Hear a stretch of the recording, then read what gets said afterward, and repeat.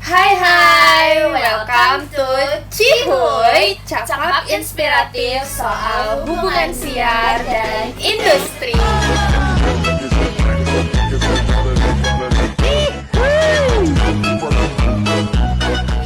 Nah, di podcast kali ini kita bakal ngobrol santai aja tentang tantangan media penyiaran di era digital yang serba cepet. Kontennya cepet ganti, preferensinya cepet ganti gitu. Dan pastinya kita akan membahas tentang seluk-beluk dunia penyiaran, mulai dari radio, podcast, televisi, sampai dunia digital konten yang makin seru dan dinamis. Nah, kalau kata pepatah, tak kenal maka tak sayang. Maka dari itu kita akan kenalan mulai dari aku. Nama aku adalah Libi dan juga partnerku Mai. Nah, pastinya kita di sini nggak sendirian. Kita bersama dengan 3 orang-orang keren dan culture. Mungkin bisa kita kenalan dari Mas yang paling kanan dulu. Yes. Boleh perkenalan nama dan asalnya dari mana? Asalnya juga ya? Boleh. Oke. Halo semuanya, kenalin aku Raffi dari Klaten. Hai Hai, Mas Raffi. Masnya, lanjut Mas. Waduh, Kenapa kok waduh? Kenapa? Belum nyoto apa pagi ini? memang agak sakit hari ini saya. Sakit hati, sakit kepala. Sakit aja sih. Ya, semoga cepat sembuh ya Mas. Amin. Boleh dilanjutkan. Mas yang sedang sakit ini nama dan asalnya Wah, asalnya juga ini. Boleh. harus banget nih. Asal asli, asal bapak atau asal ibu? Bapak Ibu asli. Buyut, boleh? Buyut boleh. Boleh. Udah asal buyut aja ya. Ya boleh. Oke, nama aku Davin. Asal aku dari Bantul. Halo Mas Davin Bantul. Kita lanjutkan dengan Mbak yang paling cantik sendiri. Cantik banget. Masya Allah. Alah kemayune. Ini hostnya juga gak kalah cantik nih. Aduh. Oke, Mbak alah kemayune. Boleh dilanjutkan nama dan asalnya. Asalnya dari mana? Halo, aku Putri dari Solo. Halo Mbak Putri Solo. Halo. Oke, Mbak Putri Solo, Mas Devin Bantul, dan Mas Raffi Klaten. Aku mau nostalgia dikit. Kalian tuh dulu waktu kecil pernah nggak sih kayak sudah selesai mandi, udah muka penuh bedakan putih-putih dengan seragam sekolah, terus kalian duduk di depan televisi buat nunggu siaran kartun atau sinetron atau apa, yang dimana saking udah jadi rutinitasnya, kalau misalnya udah di titik suatu siaran gitu, kita tuh tahu kalau ini nih berangkatnya kita bakal telat gitu, saking terjadwalnya kalau zaman dulu tuh ya. Nah, kalau dari Mas Raffi sendiri nih, punya nggak sih pengalaman harus nungguin di depan televisi cuman buat nonton sesuatu gitu? Kalau Raffi sendiri tuh nggak relate ya tadi yang bedaan tadi mau berangkat sekolah kan ya masa bedakan gitu. Tapi kalau buat nungguin siaran televisi, Raffi pernah sih pas itu. Raffi tuh pas zaman SD itu pulang sekolah tuh pokoknya harus nonton, tahu nggak sih serial Balfir? Wah, Tahu kan? Itu epic banget Itu sih. epic banget sih. Kalau dari serial Balfir tuh Mas Raffi pengen jadi apa? Balfirnya pasti. Iya, Balfirnya. Iya. Apa sih menurut Mas Raffi dulu Balfir itu berkesan nggak? Kalau maksudnya berkesan karena kayak kamu harus nungguin, kamu harus sabar nunggunya. Iya, gitu. karena tuh pas itu tuh zaman-zamannya pengen banget nonton TV ya. Pas itu juga pas SD itu Raffi belum dipegangin HP. Jadi kayak hiburannya cuma TV sama main doang. Jadi wah itu hujan-hujan, makan mie, terus sedep habis banget. sedep banget nonton Balfir. Wah, itu zaman Oke. nostalgia banget. Aku penasaran sama Mas yang di tengah ini, yang dari Bantul. Bantul. Coba Kalau disebutkan. Mas yang dari Bantul ini dulu di Bantul nonton apa Mas? Enggak, Mbak, saya di Bantul enggak nonton kayak gitu. Saya langsung dewasa. Masya Allah. Takut tambah dewasa. Takut tambah dewasa. Aduh. Takut kecewa. Jangan, Kenapa, jangan. Pak? Enggak apa-apa. Nyanyi doang. Oke, karena udah keburu dewasa, Kita beralih aja sama Mbak yang mungkin dulunya belum dewasa waktu di sore zamannya. ini. Kalau aku sendiri ya mungkin sama sih kayak Raffi. Waktu pulang sekolah pasti nontonnya Balfir. Kalau Mas Raffi di Balfir nih pengen jadi Balfirnya. Kalau Mbak Putri di Balfir pengen jadi apa? Pastinya Rani Pri dong. Yang paling cantik. Iyalah. Oke. Nah, udah dulu nostalgianya. Sekarang aku mau mengkaitkan itu dengan bahwasanya zaman sekarang TV konvensional dan yang siaran-siaran gitu tuh udah kalah. Terutama kayak buat anak-anak kecil itu udah nggak lagi nungguin Balfir kayak kita, nggak lagi nungguin kartun sebelum pergi sekolah, tapi lebih ke ya mereka udah punya iPad, mereka udah punya pegangan sendiri buat ngakses konten-konten di YouTube atau di mana gitu. Nah, aku mau tanya dari Mas Raffi Klaten, gimana sih menurut kamu tentang perubahan pola konsumsi audiens ini? Kalau dari Raffi sendiri ya, kalau ngomong-ngomong tentang zaman sekarang, apalagi bocil-bocil sekarang udah dipegangin HP, iPad, sampai wah Kacau sih. kacau parah gitu kan. Itu kayak ketimpangan banget ya sama zamannya kita yang dulunya masih mengenal apa itu TV, radio, bahkan ibu kita atau nenek kita lah itu kan dulu wah hiburannya kan radio doang ya, masih itu belum ada televisi juga. Istilahnya menjadi raja lah pada zaman itu. Ya, sekarang tuh kayak ketimpangannya dan tantangannya tuh zaman-zaman sekarang apalagi kita juga yang udah dipegangin HP yang serba cepet, itu pengennya tuh konten yang cepet. Kayak yang kita tahu juga konten TikTok atau short video dari YouTube, terus kayak podcast yang singkat-singkat semenit kan itu ada ya pas itu. Kok pas itu? Ya singkat-singkat podcast yang singkat-singkat gitu kan. Jadi itu sih tantangan untuk perubahan konsumsi masyarakat itu kayak gitu. Oke. Nah, berkaitan dengan podcast singkat, TikTok dan lainnya, itu kan mereka jauh lebih bisa mengikuti dengan preferensi apa yang viral, dengan apa yang kebanyakan audiens mau. Nah, sebenarnya kalau misalnya media penyiaran itu kan punya tantangan pada keterbatasan regulasi dan adaptasi teknologi. Nah, menurut Mas Raffi, ganjalan pada keterbatasan regulasi dan adaptasi teknologi ini nih gimana sih?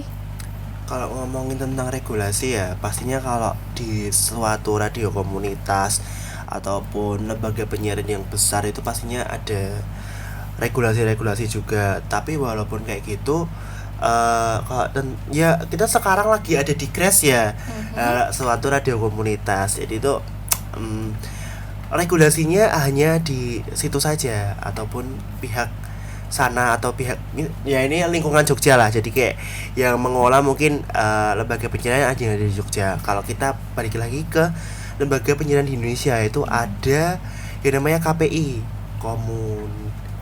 Komisi Penyiaran Indonesia. Nah, itu yang mengawasi, menjaga mencikapi tentang durasi jam tayang dan masih banyak lagi. Dan ngomong-ngomong tentang regulasi yang ada di Indonesia pagi yang ketat ini di KPI itu ada juga di Undang-Undang Penyiaran, termasuk juga Permenkominfo nomor 32 tahun 2013 itu juga mengatur tentang tadi hampir sama tentang KPI yang kayak jam tayang, pengawasan sampai batasan teknis gitu. Oke, dari regulasi-regulasi yang ada, itu menurut Mas Raffi, apakah regulasi tersebut harusnya seperti dilonggarkan supaya media penyiaran itu nggak kalah sama yang digitalisasi sekarang, atau menurut Mas Raffi ya memang sepertinya harus tetap ada seperti itu karena pada dasarnya kalau nggak ada aturan yang tetap gitu ya, nah jadi bisa amburadul, jadi banyak hal-hal yang tidak seharusnya ditayangkan dan ditemukan halayak luas gitu.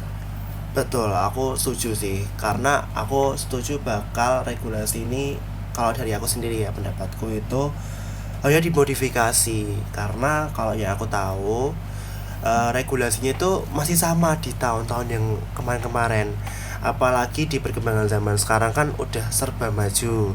Kalau dibilang tadi kan aku udah mention juga laulo kan, jadi kayak Apa tuh laulo? laulo tuh ketinggalan zaman ketinggalan gitu, jadi zaman. kayak harus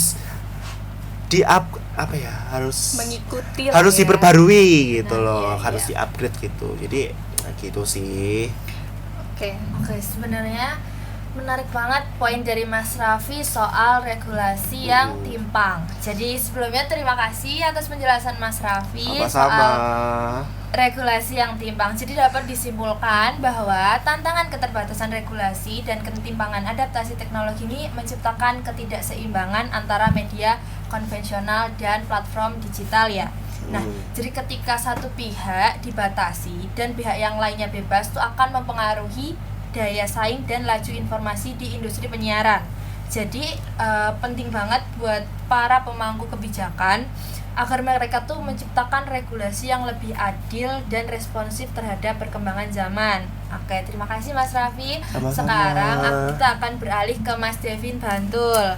Aku mau tanya nih, tantangan kedua yang gak kalah penting adalah turunnya kepercayaan terhadap media arus utama. Iya lagi. Bisa dijelasin Mas kenapa iya? Begini Mbak Nana. Kok Nana Mas? Oh. Siapa nama saya? Mbak Libi. Oh, mirip Mbak Nana soalnya. Aduh. Maaf ya. Monggo Mas. Mbak lanjut, Nana Mas. siapa? Mbak Nana siapa? Nah, untuk kepercayaan publik ya, kepercayaan publik ini memang sangat menurun ya, sangat menurun kepada media penyiaran, dan juga media arus utama lainnya. Nah, di sini aku mau nyebutin ada tiga Tiga.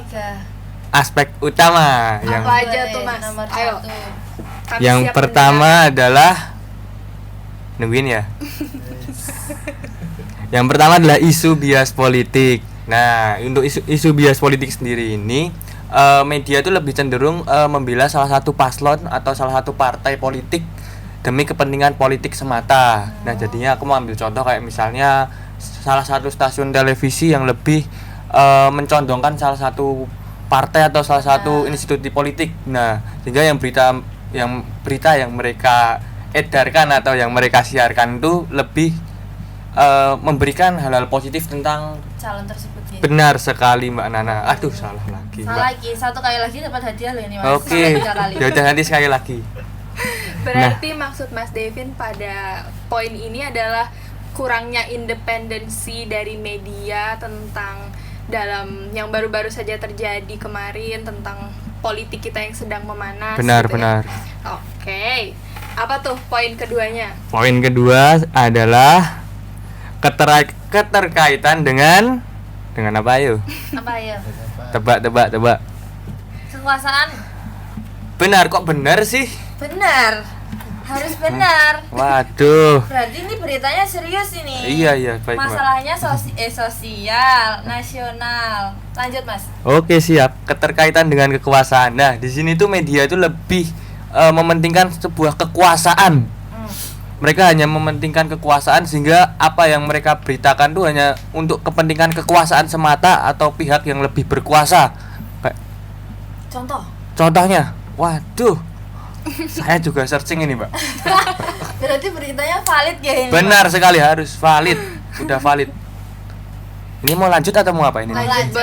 Oke, lanjut yang terakhir adalah orientasi kepada ayo Bapak, ayo. Apa ayo? Aku nggak tahu ya kalau yang Sekali ini. lagi Waduh. dapat soto loh, Mas. Mau soto boleh. Boleh. Lanjut aja, Mas. Kebetulan saya lapar ini, Mbak. Orientasi kepada komersial. Nah, di sini tuh aduh, suara saya serak ini. Sakit ge? Iya. Santai. Tadi kan saya sudah bilang sakit ya, Mbak. Iya, kan tak jelasin lagi ya, Mas. Maaf ya Cihuy listener. Memang suara saya tidak mendukung ini. Nggak apa-apa. Oke. Dilanjutin ini. Oke.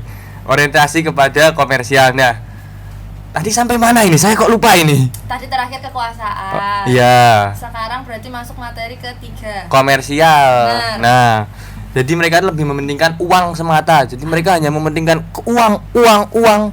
Dan apa yang mereka berikan atau yang mereka siarkan itu tidak, kadang lebih untuk rating semata.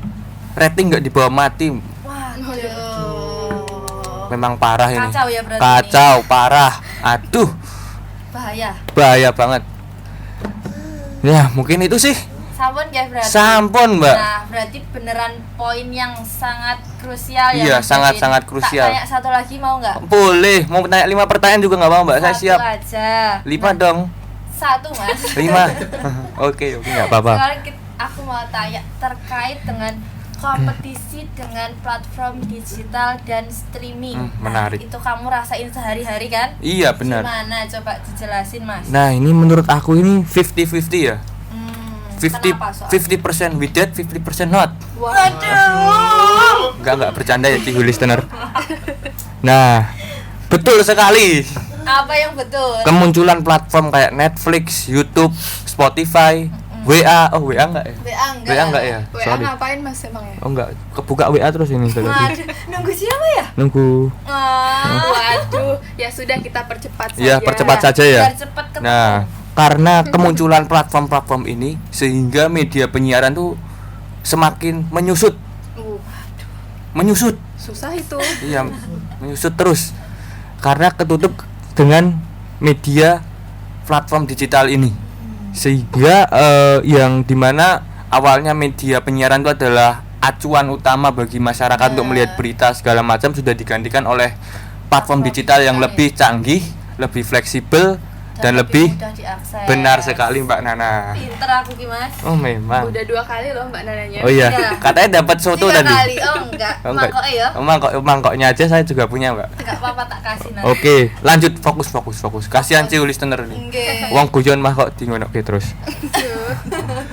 Nah, oleh karena itu nanti kita langsung ke sesi lainnya aja. Oke, Oh, boleh. kalau begitu oke.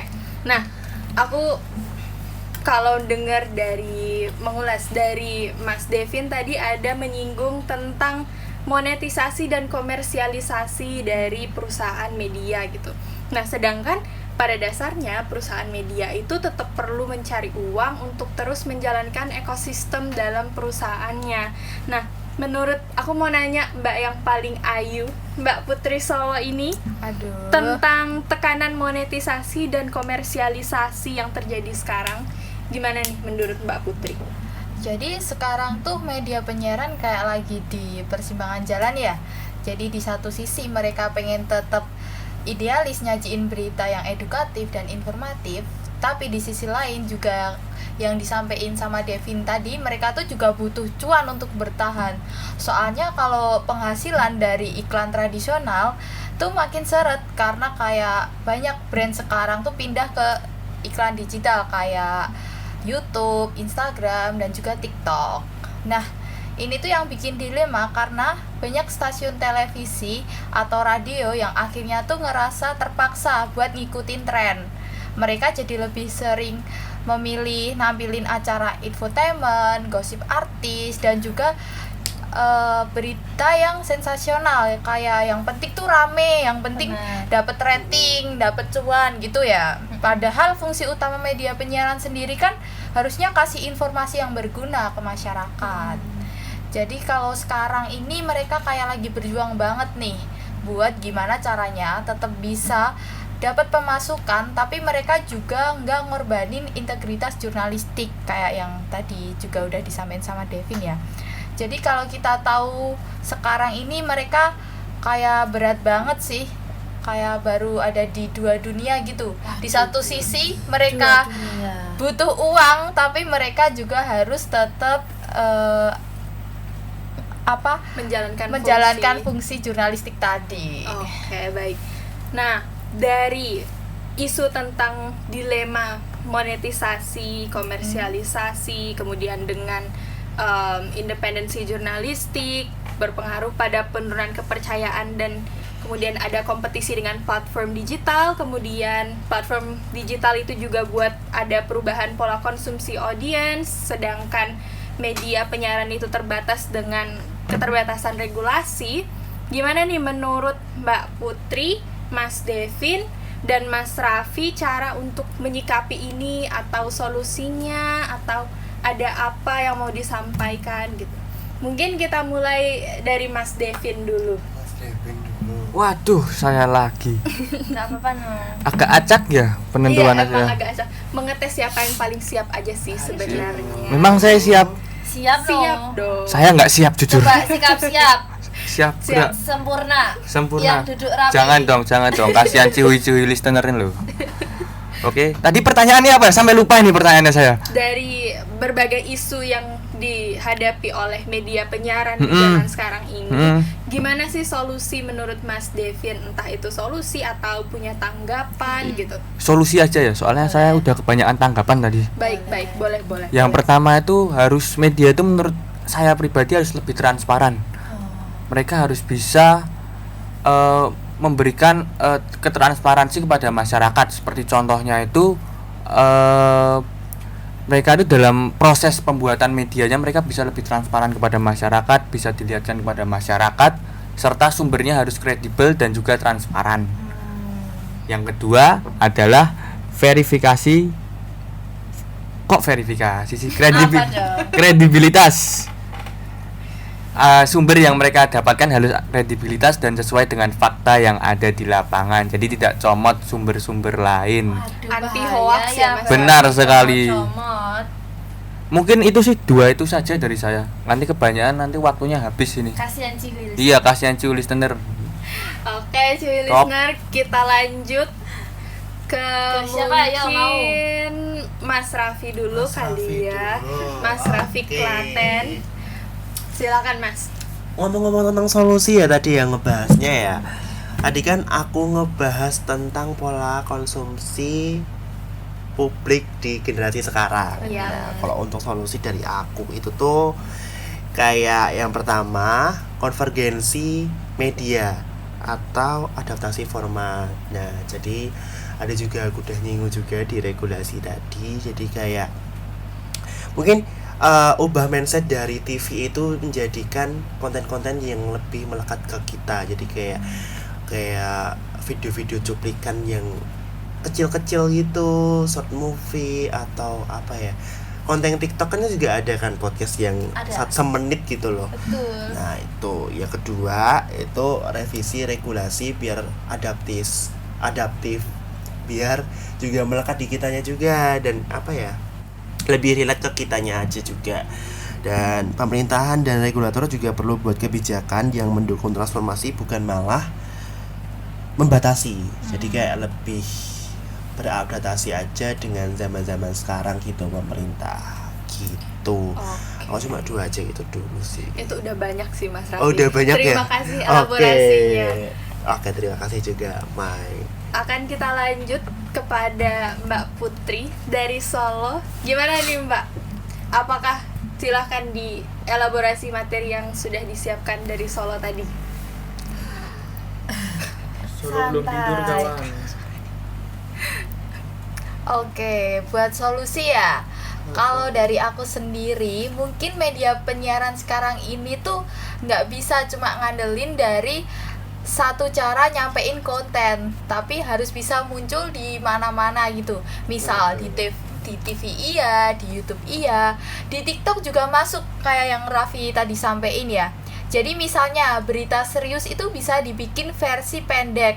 Karena kan kita sebagai Gen Z juga kadang males kan kalau kita lihat berita di TV itu karena terlalu panjang. Jadi kita langsung pengen tahu intinya berita ini tuh apa sih. Nah, terus kita juga bisa bikin program edukasi tapi dikemas dan disampaikan melalui podcast ngobrol santai kayak gini, atau di YouTube itu juga bisa. Jadi audiens tuh ngerasa dapat informasi tapi Nggak perlu nunggu lama. nah gitu iya ya. betul. Intinya sih gitu sih, main di semua platform tapi jangan ikut-ikutan semua tren. Jadi kita harus juga punya jati diri kita sendiri, tetap punya arah, tetap punya isi. Itu sih yang bikin bisa bertahan lama. Mungkin itu solusi dari aku. Nah, dari 3 solusi yang dipaparkan sama Mas Raffi, Mas Devin, dan Mbak Putri, dari yang aku tangkap secara garis besar itu kita perlu yang namanya transformasi media penyiaran, mulai dari konten, sumber daya manusianya, regulasi, sampai edukasi dengan audiensnya. Ini adalah kerja besar, tapi juga peluang besar supaya media penyiaran itu bisa bangkit kembali. Benar. Nah, kesimpulannya, sebelumnya terima kasih atas solusi yang sudah disampaikan oleh Mas Raffi Klaten, Mas Devin Bantul, dan Mbak Putri Solo. Jadi kayak Sama-sama. Terima kasih juga. ya. Keren-keren banget hari ini semuanya. Nah, Hostnya juga keren ya. iya. Sebentar Mas, penutup dulu. Oh, Mas. penutup dulu. Belum Gak sabar ditutup. nih. Sabar. Jadi buat Cihuy listener, media penyiaran tuh sedang berada di persimpangan jalan. Mereka harus dihadapkan pada perubahan pola komunikasi audiens, penurunan kepercayaan, dan kompetisi dari platform digital. Jadi keterbatasan regulasi dan komersial. Jadi untuk bisa bertahan bahkan berkembang, mereka tuh harus beradaptasi. Mereka harus inovatif, transparan, dan tentunya mereka harus mengedepankan kualitasnya lagi. Jadi masa depan media penyiaran itu sangat bergantung pada bagaimana mereka mampu menjawab tantangan-tantangan yang sudah kita bahas tadi gitu. Jadi bagaimana menurut kalian, apakah media penyiaran bisa atau justru semakin tergerus oleh media digital? Oke, jadi menurut Cihuy listener, setelah dipaparkan oleh 3 pembicara kita yang culture banget tadi, menurut kalian nih, media penyiaran kita tuh mampu nggak sih beradaptasi dan kemudian bisa kembali merebut hati, sehingga nantinya anak-anak kecil kalau misalnya udah mandi siap pergi sekolah itu bukannya malah nunduk lihat iPad, tapi lebih ke kembali nungguin siaran-siaran lagi, supaya mereka juga melewati gitu masanya dimana kalau udah muncul kartun ini berarti aku berangkatnya telat gitu, atau bahkan nanti media ini justru bakal tergerus oleh digitalisasi. Nah, gimana nih pendapat kalian? Sampaikan di kolom komentar ya. Nah, sekian dulu sih untuk podcast kita hari ini ya.